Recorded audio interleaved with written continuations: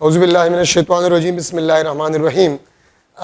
Dear students, lecture number first year course में measurement chapter first year course भी हम parallel शुरू करें क्योंकि एक्सपेक्टेड डेट है 20 सितंबर या 27 सितंबर, तो इसलिए फर्स्ट ईयर कोर्स भी जो है वो हम पैरेलल में स्टार्ट करें ऑनलाइन। फर्स्ट चैप्टर में मेजरमेंट आपके पास है, ठीक है। मेजरमेंट में अगर आप देखें तो फिजिक्स के डिफिनीशन से जो है वो स्टार्ट किया ही है। फिजिक्स का डिफिनीशन, चूंकि टाइम कम है तो अब ये डिफिनीशन हम नहीं करेंगे। फिजिक्स आपके पास जो है मॉडर्न डिफिनीशन जो है the study of mass, energy and their mutual relationship, ठीक है। तो आइंस्टाइन मास एनर्जी इक्वेशन के बेस पे फिजिक्स का डिफिनीशन किया गया है। E is equal to mc square, ठीक है। E आपके पास जो है this is for the energy और m आपके पास जो है दिस इज फॉर मास। और याद रखे मास को हम कहते हैं this is condensed form of energy, ठीक है। और इस इक्वेशन के मुताबिक से energy and mass they are interdependent. Energy can be converted into mass and mass can be converted into energy, ठीक है। वेयर c स्क्वायर आपके पास जो है this is a proportionality constant. तो देखिए जो मॉडर्न डिफिनीशन है फिजिक्स का वो इस इक्वेशन के बेस पे which is the Einstein mass energy equation is equal to mc square, ठीक है। So the study of mass, energy and their mutual relationship, क्योंकि इस कायनात में सिर्फ दो चीजें हैं, या तो एनर्जी है या मास है। एनर्जी मास में कन्वर्ट होता है, मास एनर्जी में कन्वर्ट होता है। मॉडर्न फिजिक्स में आप लोगों ने पढ़ा है, ठीक है। पेयर प्रोडक्शन में इलेक्ट्रोमैग्नेटिक रेडिएशन गामा रेज जो है वो इलेक्ट्रॉन और पॉजिट्रॉन में कन्वर्ट हो जाता है, ठीक है। और इनहेलेशन ऑफ मैटर में इलेक्ट्रॉन और पॉजिट्रॉन आपके पास जो है जब इसको हम मिलाते हैं तो वो एनर्जी में कन्वर्ट हो जाते हैं, गामा रेज में कन्वर्ट हो जाते हैं, ठीक है। मॉडर्न फिजिक्स में आप लोग ये चीजें पढ़ चुके हैं, ठीक है। तो बाकी इसमें हम और डिटेल में नहीं जा सकते क्योंकि जरूरत ही नहीं है, ठीक है। फिजिक्स के मुख्तलिफ ब्रांचेस हैं, लेकिन इसके जो मेन दो ब्रांचेस हैं वो क्लासिकल फिजिक्स जिसको हम ओल्ड फिजिक्स भी कहते हैं और न्यूटनियन फिजिक्स भी कहते हैं, ठीक है। और दूसरा आपके पास जो है मॉडर्न फिजिक्स है। क्लासिकल फिजिक्स में हम मैक्रोस्कोपिक बॉडीज को पढ़ते हैं, ठीक है, and motion with small speeds. Modern physics में हम माइक्रोस्कोपिक ऑब्जेक्ट्स को पढ़ते हैं और मोशन विद हाई स्पीड जिसको हम रिलेटिविस्टिक स्पीड कहते हैं, ठीक है। तो ये दो मेन ब्रांचेस है, बाकी आपके पास और ब्रांचेस भी है, ठीक है। मेजरमेंट आपके पास क्या होता है? Measurement the comparison of unknown physical quantity with a known physical quantity, ठीक है। मेजरमेंट का सिंपल मतलब आपके पास होता है the comparison of unknown physical quantities, of unknown physical quantity with a known physical quantity, ठीक है। इसको हम बेसिकली कहते हैं मेजरमेंट। और नॉन फिजिकल क्वांटिटी आपके पास है, इसको हम स्टैंडर्ड कहते हैं, ठीक है। इसको हम कहते हैं दिस इज स्टैंडर्ड, ठीक है। या स्टैंडर्ड को हम कहते हैं यूनिट क्वांटिटी, ठीक है। या यूनिट क्वांटिटी के बजाय सिंपली आप इसको लिख सकते हैं यूनिट। तो मेजरमेंट आपके पास जो है this is only the comparison of unknown physical quantity with a non physical quantity, ठीक है। लेकिन इन दोनों का नेचर आपके पास सेम होना चाहिए, मास के साथ, टाइम के साथ, लेंथ के साथ, ठीक है। अच्छा, इसके बाद आपके पास जो है फिजिकल क्वांटिटी क्या होता है? हर वो चीज जिसको हम मेजर कर सके, ऑब्जर्व कर सके, उसको हम फिजिकल क्वांटिटी कहते हैं, ठीक है। और फिजिकल क्वांटिटीज आपके पास दो किस्म के हैं, ठीक है। उसको भी फिर डिवाइड किया गया है बेस या fundamental quantities and derived physical quantities, ठीक है। बेस या fundamental and derived physical quantities, ठीक है। अब इसका डिफिनीशन आपके पास क्या है? बेस या फंडामेंटल का डिफिनीशन उम्मीद है आप लोगों को आता होगा, ठीक है। The minimum number of those physical quantities in terms of which other physical quantities और फिजिकल लॉज में बी एक्सप्रेस्ड, ठीक है। तो उसको बेसिकली हम बेस या फंडामेंटल क्वांटिटीज कहते हैं, ठीक है। सिस्टम ऑफ यूनिट्स है, तो सिस्टम ऑफ यूनिट्स बिफोर 1960 तीन सिस्टम्स थे, CGS, FPS and MKS system, ठीक है। और 1960 में MKS सिस्टम को मॉडिफाइड किया गया and the modified form of MKS system is known as SI system. और एसआई सिस्टम में 7 क्वांटिटीज को फंडामेंटल कहा गया, ठीक है, मास, लेंथ, टाइम, टेम्परेचर, ठीक है, वगैरह। इसको 7 फिजिकल क्वांटिटीज को बेस क्वांटिटीज या फंडामेंटल क्वांटिटीज कंसीडर किया गया, ठीक है। और इसके अलावा जितनी भी फिजिकल क्वांटिटीज है उसको डिराइव्ड कहा गया है। डिराइव्ड फिजिकल क्वांटिटीज आपके पास वो फिजिकल क्वांटिटीज होते हैं जो और फिजिकल क्वांटिटी से बने होते हैं, ठीक है, तो उसको हम डिराइव्ड फिजिकल क्वांटिटीज कहते हैं। अच्छा, अब ऐसे ही सिस्टम में 7 क्वांटिटीज आपके पास फंडामेंटल है, बाकी आपके पास they are derived physical quantities, सही है। अच्छा, अब हमारे पास कुछ क्वांटिटीज है जिसको हम कहते हैं सप्लीमेंट्री क्वांटिटीज। इसको हम क्या कहते हैं? सप्लीमेंट्री क्वांटिटीज कहते हैं। और सप्लीमेंट्री क्वांटिटीज आपके पास जो है नॉट फंडामेंटल नॉर डिराइव्ड। आज तक हम ये फैसला नहीं कर चुके कि हम सप्लीमेंट्री क्वांटिटीज को बेस या फंडामेंटल में डाल दें या डिराइव्ड में डाल दें, because the nature of these physical quantities are totally different. तो इसलिए आज तक ये फैसला हम नहीं कर चुके कि इसको हम फंडामेंटल में रख ले कि इसको हम डिराइव्ड में रख ले, ठीक है। तो इसलिए इसको नाम दिया गया सप्लीमेंट्री क्वांटिटीज, ठीक है। 2 किस्म के आपके पास है, ठीक है। फर्स्ट आपके पास जो है प्लेन एंगल और सेकंड आपके पास जो है सॉलिड एंगल। ये दोनों प्योरली ज्योमेट्रिकल क्वांटिटीज है, ये दोनों प्योरली ज्योमेट्रिकल क्वांटिटीज है, plane angle and solid angle, ठीक है। प्लेन एंगल आपके पास क्या है? प्लेन एंगल आपके पास क्या है? अगर मैं एक सर्कल को लूं, ठीक है, और यहां से मैं दिस इज ओ, ये आपके पास A point, this is B and this is R. इसको हम कहते हैं this is A B arc, और ए बी आर्क को हम एस कहते हैं, दिस इज रेडियस। ये arc length centre of circle पे जो एंगल बनाता है उसको हम प्लेन एंगल कहते हैं।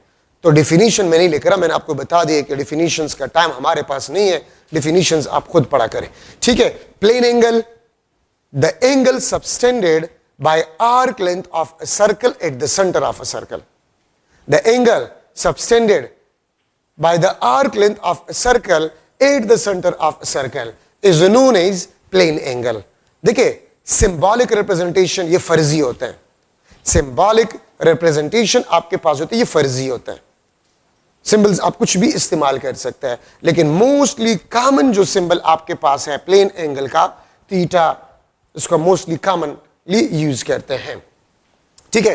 सो प्लेन एंगल को थीटा से डिनोट किया जाता है। एस यहां पर आपके पास जो ये आर्क लेंथ है, आर आपके पास जो this is the radius of a circle, ठीक है। और आपके पास जो फार्मूला है, अगर मैं इसको थोड़ा सा 2-3 स्टेप्स में कर लो, arc length is directly proportional to R if theta is kept constant, ठीक है। अगर आप रेडियस को बढ़ा रहे हैं, आप थोड़ा सा इस डायग्राम को देख सकते हैं, अगर मैं रेडियस को बढ़ा रहा हूं, अगर मैं रेडियस को बढ़ा रहा हूं तो आर्क लेंथ आपके पास बढ़ रहा है, थीटा कांस्टेंट है, theta constant, S is directly proportional to R, ठीक है। अगर आप 2 सर्कल जिसके रेडियाई डिफरेंट है, अगर उसका सेम प्लेन एंगल आप ले रहे हैं तो आर्क लेंथ आपके पास डिफरेंट होगा। और मैं रेशियोज अगर लिख लूं तो S1 divide by S2 is equal to R1 divide by R2, ठीक है। S is directly proportional to theta if R is kept constant. इसको समझना आसान है। अगर मैं थीटा को बढ़ा रहा हूं, आप यहां से देख सकते हैं, अगर मैं थीटा को बढ़ा रहा हूं, ठीक है, अगर मैं थीटा को बढ़ा रहा हूं तो आर्क लेंथ भी आपके पास बढ़ रहा है, ठीक है, if the radius of circle is kept constant. आप देखिए, अगर मैं आर्क लेंथ को बढ़ा रहा, थीटा को बढ़ा रहा हूं तो आर्क लेंथ भी बढ़ता है, ठीक है। और अगर मैं यहां पर इसका रेशियोज लिख लूं तो S1 divide by S2 is equal to theta 1 divide by theta 2। अच्छा, अब दोनों को अगर मैं मिला लूं तो S is directly proportional to R theta. Proportionality को अगर मैं खत्म कर लूं तो K R थीटा, और K आपके पास किस चीज के बराबर है? 1 के बराबर है, तो S is equal to R theta, ठीक है। ये आपके पास इक्वेशन बन गया है। प्रोपोर्शनलिटी कांस्टेंट K का वैल्यू आपके पास जो है वो 1 है।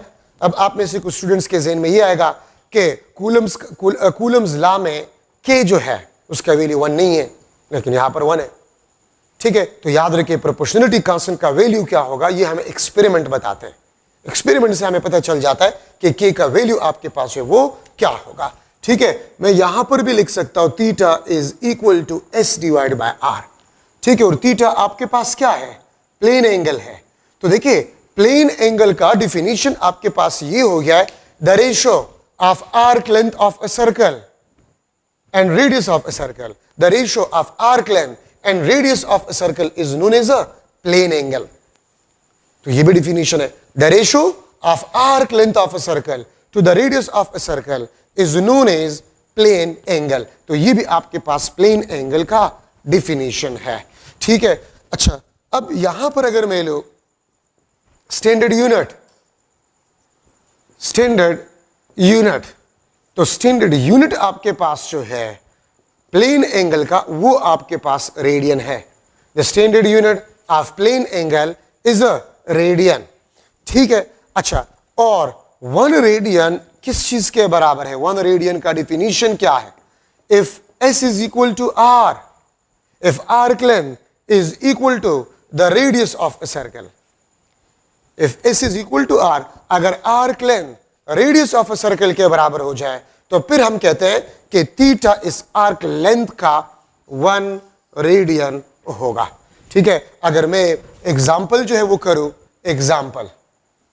Example number 1, if S is equal to 2 centimetre और रेडियस भी आपके पास 2 सेंटीमीटर है, एस भी आपके पास 2 सेंटीमीटर है, रेडियस भी आपके पास 2 सेंटीमीटर है, तो थीटा आपके पास जो होगा it will be equal to 1 radian, ये 1 रेडियन के बराबर आपके पास होगा। अगर मैं सेकंड एग्जांपल लूं, if S is equal to 6 centimetre, radius of a circle is also 6 centimetre, so theta आपके पास जो होगा it will be equal to 1 radian.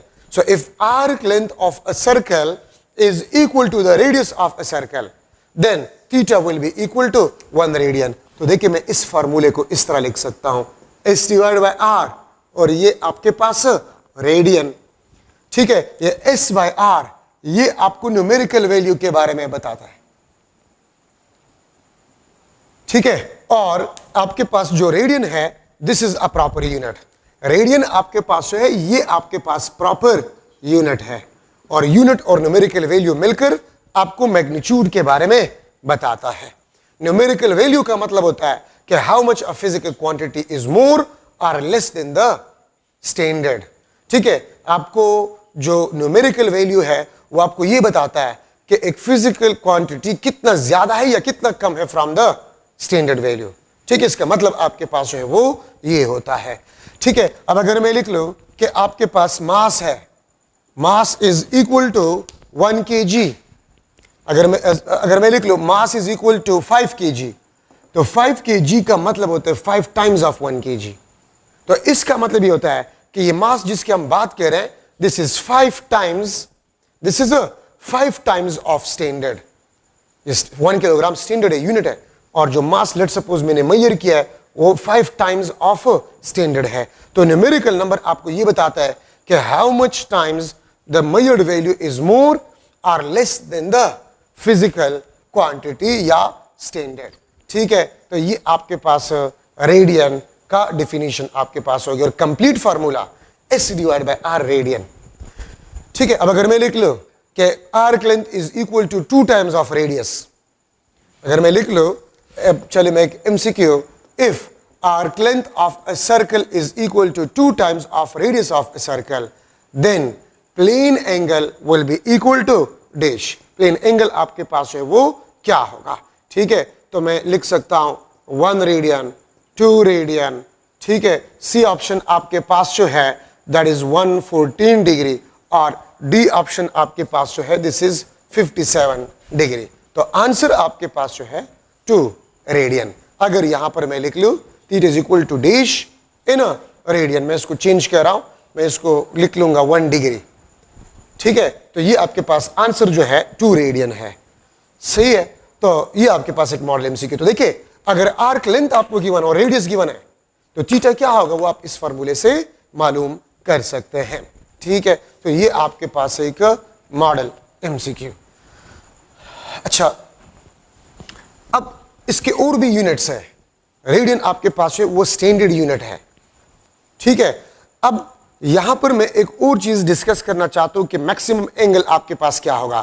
तो इसके लिए circumference of circle, circumference of circle आपके पास है, this is equal to 2 pi R, ठीक है, या 2r को हम डायमीटर कहते हैं, मैं इसको इस तरह भी लिख सकता हूं, D pi, capital D is diameter, r is the radius. तो देखिए, if radius of a circle is given, if you put here you will get the circumference of a circle, ठीक है। और याद रखिए सरकमफेरेंस ऑफ अ सर्कल ये आपके पास maximum arc length है, this is the maximum arc length of a circle, this is the maximum arc length of a circle. तो मैं अगर आपसे पूछूं इस मैक्सिमम ये किस चीज के बराबर होगा, सरकमफेरेंस, और सरकमफेरेंस किस चीज के बराबर होगा, this will be equal to 2 pi R, ये आपके पास 2 पाई आर के बराबर होगा, ठीक है।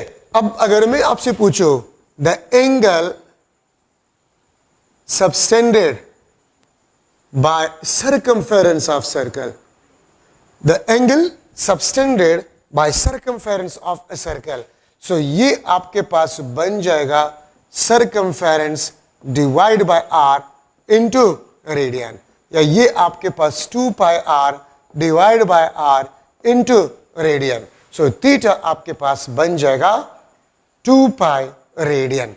तो याद रखिए, आपसे पूछा जा सकता है what is the maximum, what is the angle of the maximum arc length of a circle, what is the angle of maximum arc length of a circle, या सर्कल का जो आर्क लेंथ है वो मैक्सिमम कितना angle बना सकता है, तो 2 पाई रेडियन, या इसको मैं इस तरह भी लिख सकता हूं पाई 3.14, तो ये आपके पास 6.28 रेडियन आपके पास होगा, ठीक है। सो this is the angle subtended by circumference of a circle. अब यहां पर आप इसको देख ले, angle subtended by circumference of a circle, this is independent, ये एक इंपॉर्टेंट कंसेप्ट है,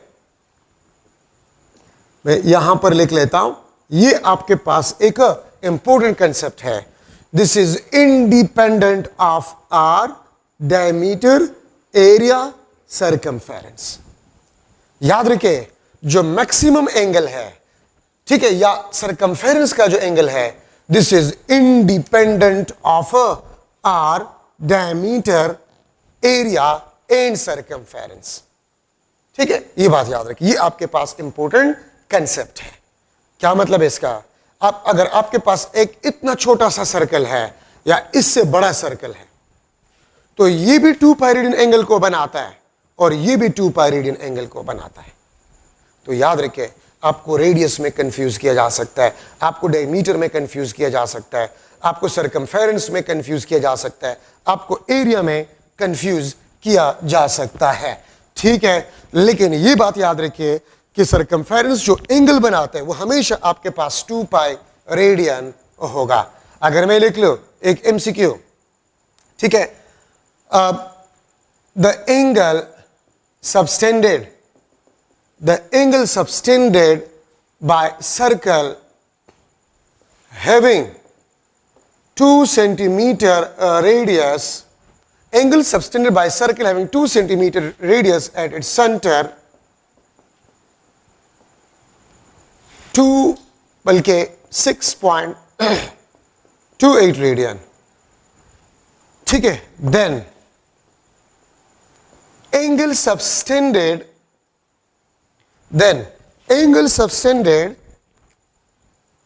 by circumference of another circle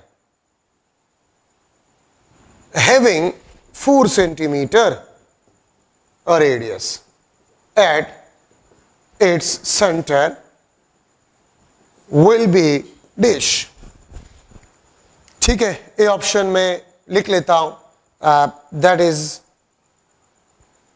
2 pi radian, B option आपके पास 1 रेडियन, सी ऑप्शन आपके पास 1 डिग्री, और डी ऑप्शन आपके पास जो है that is 4 pi radian.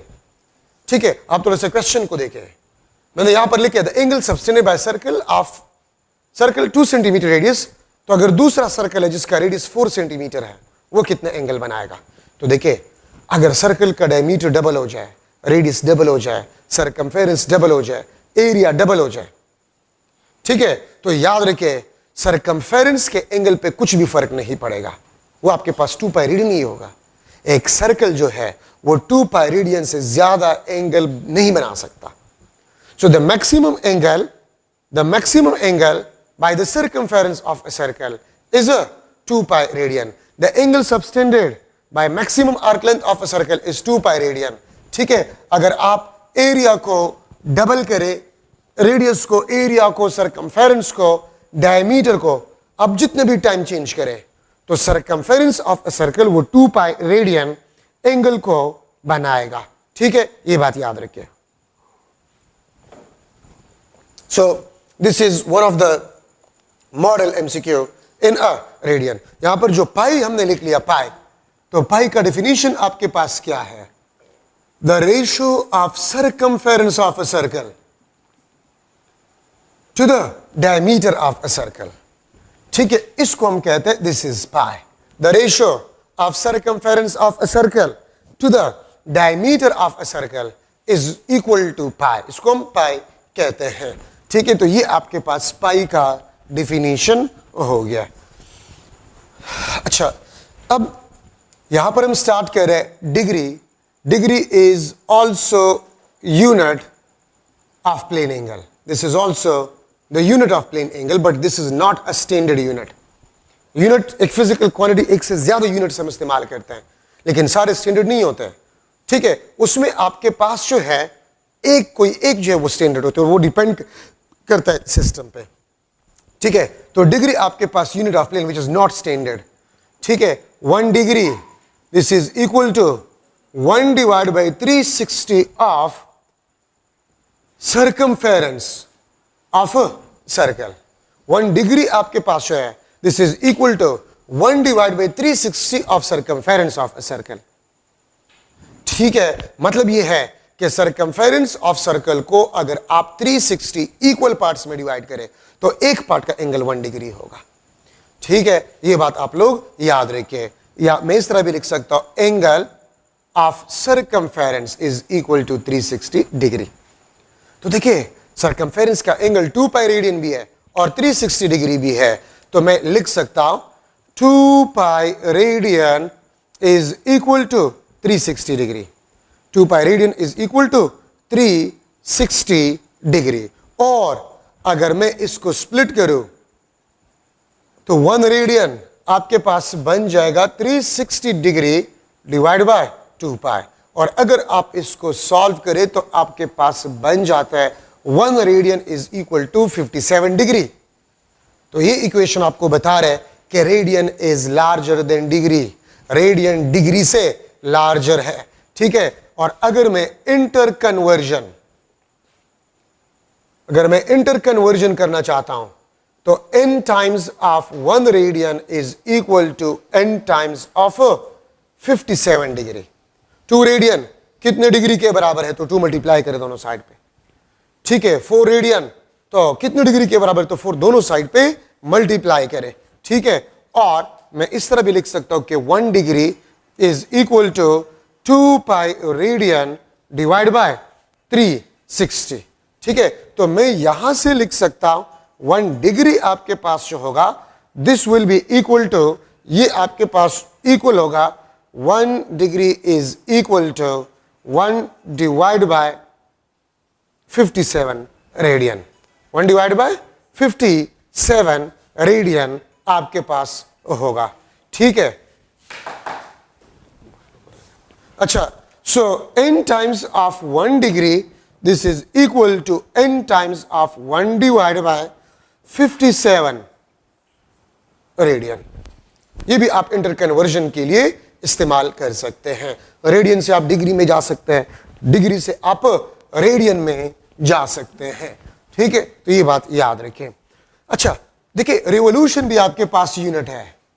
Revolution यहां पर लिख लेता हूं, रिवोल्यूशन आपके पास जो है, this is also the unit of plane angle. ठीक है, 1 revolution this is equal to 2 pi radian. ठीक है, तो अगर मैं लिख लो n revolution, n times of 1 revolution, this is equal to n times of 2 pi radian. n times of 1 revolution is equal to n times of 2 pi radian. अगर 2 revolution है तो n2 होगा, 2 दोनों साइड पे मल्टीप्लाई करें। अगर 3 revolution है तो n3 होगा, दोनों साइड पे 3 आप मल्टीप्लाई करें। ठीक है, और मैं लिख सकता हूं 1 radian is equal to 1 divide by 2 pi revolution. 1 radian is equal to 1 divide by 2 pi revolution. या इसको आप इस तरीके से भी लिख सकते हैं, n times of 1 radian is equal to n times of 1 divide by 2 pi revolution. तो देखिए, आप रिवोल्यूशन को रेडियन में कन्वर्ट कर सकते हैं और रेडियन को आप रिवोल्यूशन में कन्वर्ट कर सकते हैं। अगर मैं लिख लूं 10 रिवोल्यूशन कितने रेडियन के बराबर होगा, सो n 10 होगा, 10 दोनों साइड में मल्टीप्लाई करें। अगर मैं लिख लूं 10 रेडियन कितनी रिवोल्यूशन को बराबर होगा, तो ये 10 होगा। तो आप रिवोल्यूशन से रेडियन में जा सकते हैं और रेडियन से आप रिवोल्यूशन में जा सकते हैं। ठीक है, तो ये बात आप लोग याद रखिए। अच्छा, इसके और भी स्मॉलर यूनिट्स हैं। Smaller units, minutes and seconds. 1 minute ये टाइम के यूनिट नहीं है, यहां पर प्लेन एंगल के हैं। 1 डिवाइड बाय 60 ऑफ डिग्री। ठीक है, 1 मिनट 1 डिवाइड बाय 60 डिग्री। इसका मतलब क्या है कि 1 डिग्री को आप 60 इक्वल पार्ट्स में डिवाइड करें। 1 डिग्री को आप 60 इक्वल पार्ट्स में डिवाइड कर, देखिए इसको मैं इस तरह भी लिख सकता हूं, 60 मिनट्स। यहां पर मिनट्स प्लेन एंगल का यूनिट है। तो 1 डिग्री को 60 इक्वल पार्ट्स में डिवाइड करें तो एक पार्ट का एंगल वो 1 मिनट होगा। ठीक है, और सिमिलरली आपके पास सेकंड है, 1 second is equal to 1 divide by 60 minutes. ठीक है, अगर 1 मिनट को आप 60, अगर मैं लिख लो 1 मिनट को आप 60 सेकंड्स लिख सकते हैं। ठीक है, मतलब ये है कि 1 डिग्री को अगर 60 इक्वल पार्ट्स में डिवाइड किया जाए, 1 डिग्री को अगर 60 इक्वल पार्ट्स में डिवाइड किया जाए तो एक पार्ट का एंगल 1 मिनट होगा। ठीक है, अगर 1 डिग्री को 60 इक्वल पार्ट्स में डिवाइड करें तो एक जो पार्ट होगा उसका एंगल 1 मिनट होगा। और अगर 1 मिनट को आप 60 इक्वल पार्ट्स में डिवाइड करें तो एक पार्ट का एंगल 1 सेकंड होगा। Here minutes and seconds are the unit of a plane angle, और ये स्मॉल यूनिट्स है। और मैं अगर आपसे पूछूं कि रेडियन जो है, रेडियन और डिग्री में कौन सा बड़ा यूनिट है, तो याद रखिए radian is large unit then degree, क्योंकि 1 रेडियन 57 डिग्री के बराबर है। तो रेडियन आपके पास है वो लार्ज यूनिट है। अच्छा, अब ये देखिए, आपने theta is equal to S divide by R into radian. अब इस रेडियन को मैं डिग्री से भी रिप्लेस कर सकता हूं। 1 रेडियन कितने डिग्री के बराबर है, 57 डिग्री के बराबर है। ठीक है, तो डायरेक्टली अगर आपको आर्क लेंथ गिवन और रेडियस ऑफ अ सर्कल, तो डायरेक्टली डिग्री में आप इससे मालूम कर सकते हैं। अगर आर्क लेंथ और रेडियस गिवन हो तो आप इस फॉर्मूले से रेडियन में मालूम कर सकते हैं एंगल। ठीक है, आप देखिए, अगर मैं लिख लो कि एस आपके पास जो है, अगर मैं लिख लो if S is equal to arc length 2 time of radius of a circle, if the arc length is equal to 2 times of radius of a circle, then plane angle will be equal to dash degree। ठीक है, कितना degree आपके पास होगा। ठीक है, तो अगर आप इसमें पुट करें, मैं लिख लूंगा 2 radian, B option 114, C option आपके पास जो है 2 और डी ऑप्शन आपके पास 1 रेडियन। तो आंसर आपके पास क्या होगा, एस 2r पुट करें, आर कैंसिल, 2 मल्टीप्लाई बाय 57, 114 आपके पास आंसर हो जाएगा। ठीक है, तो एस बाय आर रेडियन, अगर आपको आर्क लेंथ गिवन हो और रेडियस, डायरेक्टली रेडियन का एंगल आप इससे मालूम कर सकते हैं। अगर आर्क लेंथ और रेडियस गिवन हो, डायरेक्टली आप इससे डिग्री में कन्वर्ट कर सकते हैं।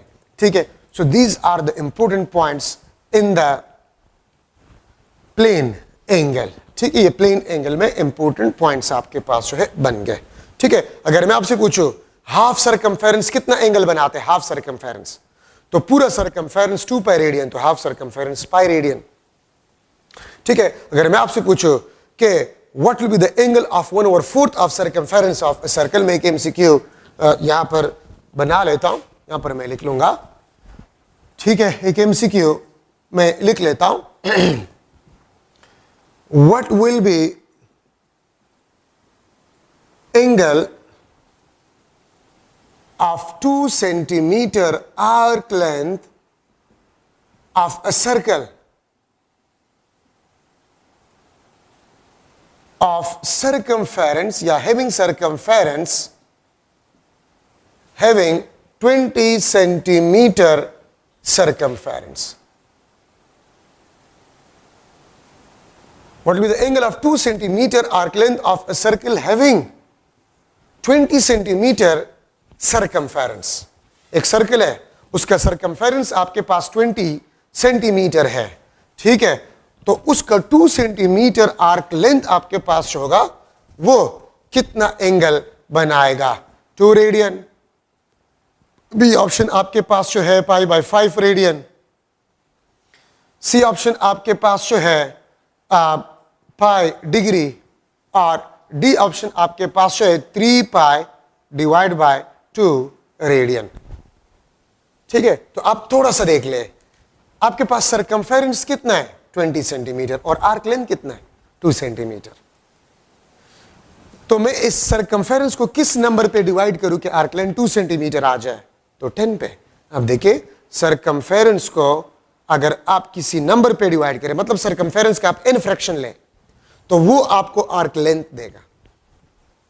Fraction of circumference means arc length of a circle.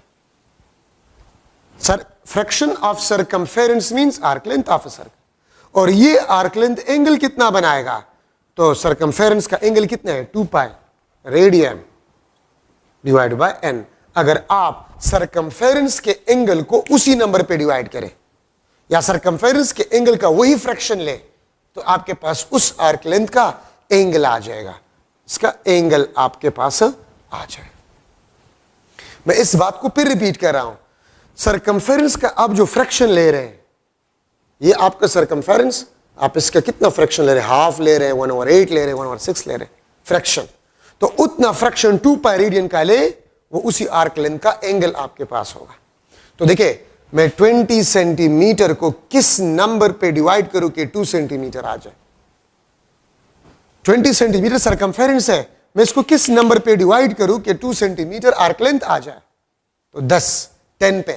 ठीक है, अगर आप इसको 10 पे डिवाइड करें तो ये 2 सेंटीमीटर, और 20 सेंटीमीटर सरकमफेरेंस है, तो 2 पाई को भी आप 10 पे डिवाइड करें, तो 5 पाई डिवाइड बाय 5 रेडियन। तो अगर एक सर्कल है और उसका सरकमफेरेंस 20 सेंटीमीटर है, तो उस सर्कल के 2 सेंटीमीटर आर्क लेंथ का जो एंगल होगा, वो पाई डिवाइड बाय 5 रेडियन होगा, वो पाई डिवाइड बाय 5 रेडियन होगा। ठीक है, ये बात याद रखें। तो सरकमफेरेंस को मैं किस नंबर पे डिवाइड करूं कि आर्क लेंथ आ जाए? तो सरकमफेरेंस के एंगल 2 पाई को भी उसी नंबर पे डिवाइड करें, उस आर्क लेंथ का एंगल आपके पास आ जाएगा।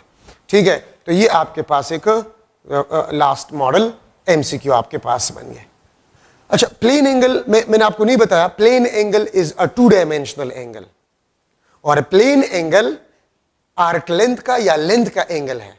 तो मैं इस तरह भी कह सकता हूं, the angle of a length at some point in space, the angle of length at some point in space is known as plane angle. ठीक है, एक लेंथ का एंगल, अगर ये एक लेंथ है, तो ये इस पॉइंट के साथ जो एंगल बनाता है, उसको हम आर्क लेंथ कहते हैं। तो लेंथ का angle plane angle 2D angle है, 2 डायमेंशनल एंगल है। Plane angle is a 2 dimensional angle. ठीक है, आपके पास जो प्लेन एंगल है वो 2 डायमेंशनल एंगल है। ठीक है, अब यहां पर मैं डिस्कस कर रहा हूं solid angle.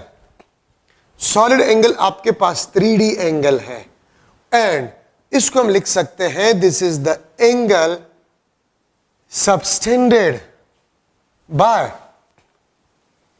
Surface area at the centre of a circle. याद रखे 2D में सबसे सिंपलेस्ट आपके पास शेप जो है वो सर्कल है, और 3D में सबसे सिंपलेस्ट शेप आपके पास जो है वो स्फीयर है। So angle subtended by surface area at the centre of a circle is known as solid angle. ठीक है, और ये आपके पास जो है 3D एंगल है, और ये भी प्योरली ज्योमेट्रिकल है। ये अगर आपके पास स्फीयर है, 3D में सबसे सिंपलेस्ट आपके पास जो शेप है वो आपके पास स्फीयर है। ठीक है, तो ये आपके पास सरफेस एरिया, ये आपके पास सरफेस एरिया, और इसका एंगल आपके पास जो है this is a solid angle. ठीक है, ये आपके पास एंगल है किस चीज का? ठीक है, इसको हम सॉलिड एंगल कहते हैं। ठीक है, and this is the radius of a sphere. तो देखिए, अगर मैं इस हाथ को लूं, ये हाथ का मेरा सरफेस एरिया किसी पॉइंट के साथ जो एंगल बनाता है ये सॉलिड एंगल कहलाता है। ठीक है, मैं अगर ये बुक लो, बुक का सरफेस एरिया, इस बुक का सरफेस एरिया किसी पॉइंट के साथ जो एंगल बनाते हैं वो सॉलिड एंगल कहलाएगा। और जो लेंथ का एंगल होगा, लेंथ का एंगल प्लेन एंगल कहलाता है, और सरफेस एरिया का एंगल वो सॉलिड एंगल कहलाता है। ठीक है, तो यहां पर मैंने लिख लिया है plane angle be the angle of a length at some point in space, क्योंकि 2D 1D और 3D ये स्पेस का ही आपके पास हिस्सा है। ठीक है, अच्छा, इसका फार्मूला आपके पास जो है, इसका formula the ratio of area to the square of radius. वहां पर आर्क लेंथ और रेडियस का रेशियो था, यहां पर एरिया और आर स्क्वायर का। वहां पर आर क्यू था प्लेन एंगल में, यहां पर आर स्क्वायर क्यू है। एरिया है यहां पर, और एरिया में आर पे स्क्वायर होती है इसलिए आर स्क्वायर है, और आर्क लेंथ एक लेंथ है इसलिए रेडियस वहां पर है। ठीक है, अच्छा, इसका जो स्टैंडर्ड यूनिट है, द स्टैंडर्ड यूनिट, तो स्टैंडर्ड यूनिट इसका स्टेरेडियन है। स्टेरेडियन आपके पास है, this is the standard unit of a solid angle. ठीक है, और वन स्टेरेडियन को हम किस तरह डिफाइन कर सकते हैं? वन स्टेरेडियन को हम डिफाइन कर सकते हैं if A is equal to R square. अगर surface area square of radius के बराबर हो जाए, तो आप इस फॉर्मूले में देखें ना। ठीक है, स्टेरेडियन मैंने यहां पर लिख लिया, और मैं फॉर्मूले को इस तरह लिख सकता हूं, S is equal to A divide by R square into steradian. S is equal to A divide by R square steradian. ठीक है, तो ये कंप्लीट फार्मूला बन गया, ये न्यूमेरिकल नंबर, ये आपके पास proper unit. If A is equal to R square, if the surface area is equal to the square of radius of sphere, तो फिर आपके पास S जो होगा वन स्टेरेडियन के बराबर होगा। एग्जाम्पल अगर मैं दूं, ठीक है, बल्कि मैं एक MCQ अगर लिख लो, if surface area angle subtended by 4 centimetre square area of a sphere, angle subtended by 4 centimetre square area of a sphere at the center of a sphere having a radius 2 centimeter will be dash. Angle subtended by 4 centimeter square area of a sphere at the center of a sphere having radius 2 centimeter will be dash. 1 radian भी आपके पास 1 steradian, सी आपके पास 2 बल्कि 2 pi radian, और सी आपके D option आपके पास बन जाएगा 4 पाई स्टेरेडियन। ठीक है, तो आप अगर फॉर्मूले में पुट कर ले, area 4 centimetre square, radius 2 centimetre है, तो 2 सेंटीमीटर का स्क्वायर करें तो क्या बन जाता है? 4 सेंटीमीटर। तो आपके पास 4 centimetre square divide bye 4 centimetre square steradian cancel, तो आपके पास 1 स्टेरेडियन, इसका आंसर आपके पास आ गया। The angle subtended by the surface area of a sphere is known as solid angle, इसको हम सॉलिड एंगल कहते हैं। ठीक है, फॉर्मूला आपके पास A divide by R square steradian आपके पास बन गया है। ठीक है, अब यहां पर जो है, अब हम ले रहे the angle subtended bye closed surface area of a sphere. देखिए, आपके पास एक ओपन सरफेस एरिया होता है और एक क्लोज सरफेस एरिया होता है। एक आपके पास ओपन सरफेस एरिया होता है और एक क्लोज सरफेस एरिया होता है। तो वो सरफेस एरिया जो कि कुछ वॉल्यूम को बाउंड करता है, स्पेस के वॉल्यूम को बाउंड करता है, इनक्लोज करता है, वो क्लोज सरफेस एरिया कहलाता है। आप जिस रूम में बैठे हुए हैं, आप इस रूम का क्लोज सरफेस एरिया क्या है? 1 2 3 4 5 6। आपके रूम के 6 फेसेस है और 6 फेसेस के एरियाज मालूम करके ऐड कर जाए तो आपके रूम का क्लोज सरफेस एरिया आ जाएगा। लेकिन एक दीवार का एरिया ओपन एरिया या फ्लैट एरिया, छत का area flat area open area, floor का फ्लैट एरिया या ओपन एरिया आपके पास है। तो close surface area, the area of any 3D body, the area which enclose some volume of space, उसको हम क्लोज्ड सरफेस एरिया कहते हैं। क्योंकि यहां पर हमने स्फीयर लिया है।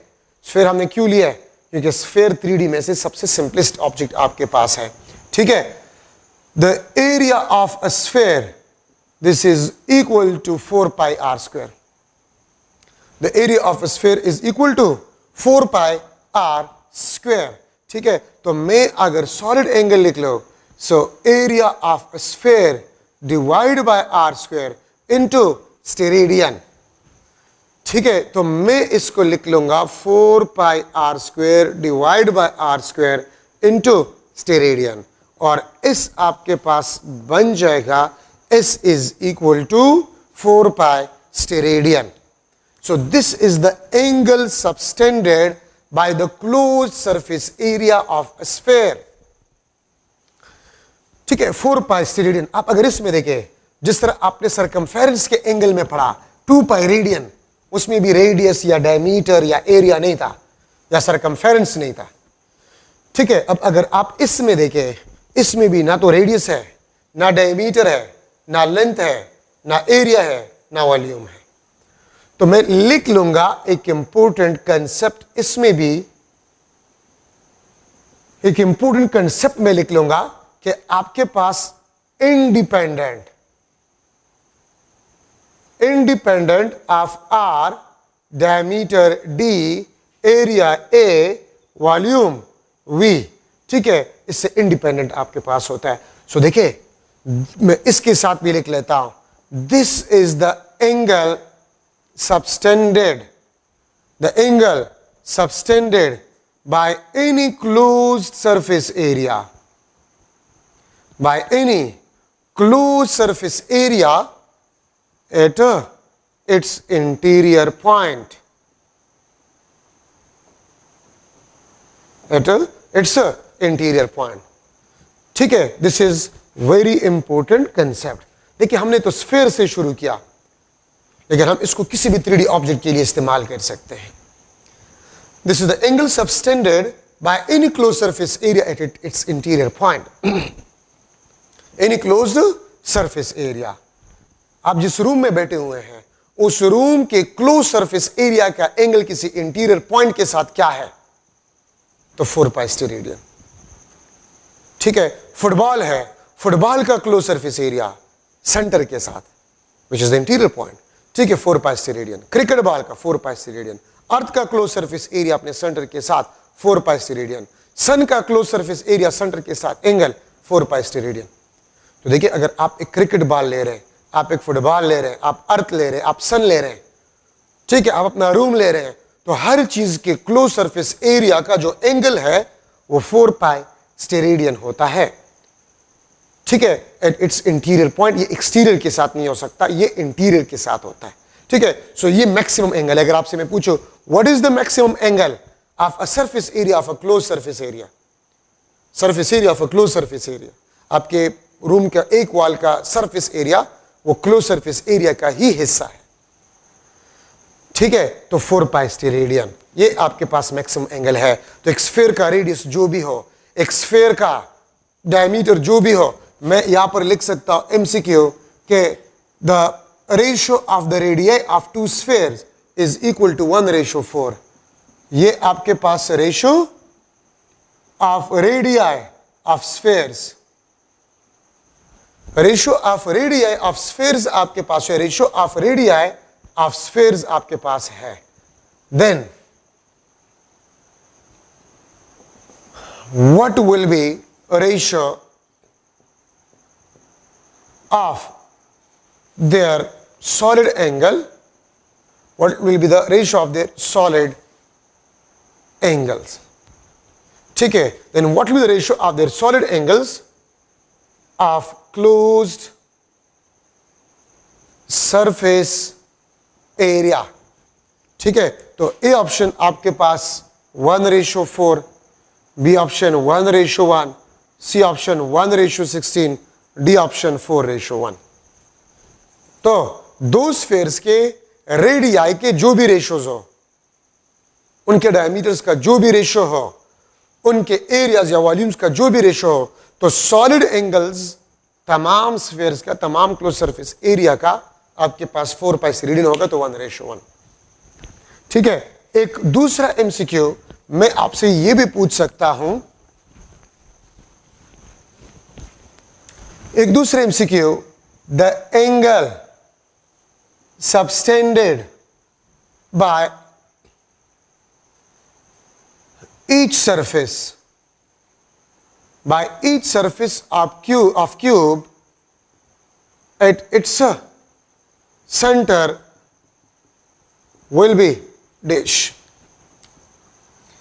A option 1 steradian, B option 4π steradian, C option आपके पास जो है 3π डिवाइड बाय, बल्कि 2π divide by 3 steradian, D option आपके पास जो है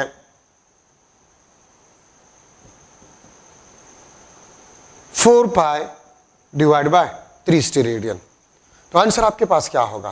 तो देखिए मैंने यहां पर क्या लिखे, क्यूब, और आपको पता है कि क्यूब के तमाम सरफेसेस एरियाज वो इक्वल होते हैं। तो मैंने यहां पर लिखे ईच सरफेस एरिया। अगर आप लोग क्यूब को देख ले तो क्यूब के 6 सरफेसेस होते हैं, तो ईच सरफेस एरिया, ठीक है। मैं यहां पर अगर एक क्यूब बना लूं, ये आपके पास क्यूब, आप इसको देखिए, इसके 6 सरफेसेस है, 1 2 3 4 5 और ये 6। तो एक सरफेस एरिया, तो मैंने 6 में से एक लिया, 1/6 सरफेस एरिया, ठीक है। और टोटल एंगल आपके पास कितने होते हैं? 4π स्टेरेडियन, 2 2 ज़ा 4 2 3 ज़ा 6, 2π डिवाइड बाय 3 स्टेरेडियन। देखिए अगर 6 फेसेस है और एक फेस का एंगल आप ले रहे हैं, तो आपके पास 1/6 मल्टीप्लाई बाय 4π स्टेरेडियन। अगर मैं आपसे कह दूं कि 2 फेसेस, अगर मैं 2 फेसेस लो तो 2 × 1 divide by 6 multiply by 4π steradian, ठीक है। तो ये आपके पास 2 डिवाइड बाय 6 4π डिवाइड बाय 3 पर ये आंसर होगा। अगर मैं 3 सरफेसेस लूं क्यूब के, तो 3/6 मींस हाफ, ठीक है। तो 6 में से अगर आप एक सरफेस एरिया ले रहे हैं, तो 6 में से एक fraction 1/6 multiply by total angle. अगर आप 2 सरफेसेस ले रहे हैं, तो 2 divide by 6 multiply by total angle. अगर आप 3 सरफेसेस ले रहे हैं, तो 3 divide by 6 multiply by total angle. तो आपके पास ये जो है इंपॉर्टेंट कंसेप्ट आपके पास सॉलिड एंगल में जो है वो बन गया है, ठीक है। अब अगर मैं जो है लूं एक चीज इसमें से, अगर मैं लूं कि स्फीयर है, स्फीयर का हाफ क्लोज सरफेस एरिया, तो 4π को हाफ करें, 2π स्टेरेडियन। स्फीयर का 1/4 पार्ट, तो 4π को 4 पे डिवाइड करें, ठीक है। अच्छा, न्यूमेरिकली नेचर वाइज नहीं, नेचर वाइज सॉलिड एंगल और प्लेन एंगल को आप कंपेयर नहीं कर सकते, ठीक है। न्यूमेरिकली सॉलिड एंगल ये 4π, s is equal to 2 multiply by 2π, तो ये आपके पास 2 थीटा। सो याद रखे, numerically solid angle that is equal to 2 times of plane angle, लेकिन न्यूमेरिकली, अच्छा, नेचर वाइज नहीं। न्यूमेरिकली का मतलब क्या है?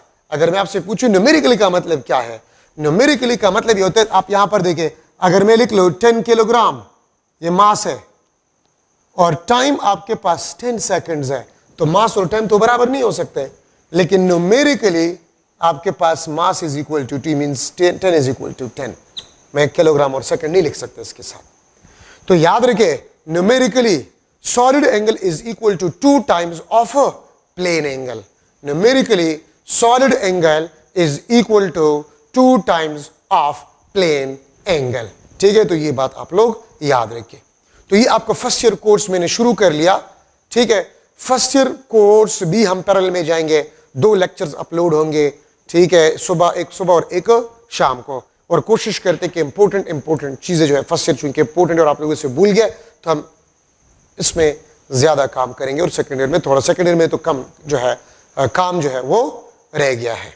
ठीक है, तो नेक्स्ट लेक्चर में, फर्स्ट ईयर के सेकेंड लेक्चर में मैं स्टार्ट करूंगा। देखिए इसमें आपको चीजें हैं, साइंटिफिक नोटेशन, ठीक है, आसान सी चीजें हैं, प्रीफिक्सेस है। ठीक है, साइंटिफिक नोटेशन आप पढ़े, प्रीफिक्सेस आप पढ़े। ठीक है, एरर्स आप पढ़े, टाइप्स ऑफ एरर, अनसर्टेनिटी में अपने सीक्वेंस से जाऊंगा। ठीक है, इसको मैं सेकंड लेक्चर में इंशाल्लाह मैं करवाऊंगा, फर्स्ट ईयर के सेकंड लेक्चर में। तो आप गौर से जो है इसको पढ़े, इंशाल्लाह नेक्स्ट सेकंड लेक्चर में इन टॉपिक्स को मैं पढ़ाऊंगा। Thank you so much.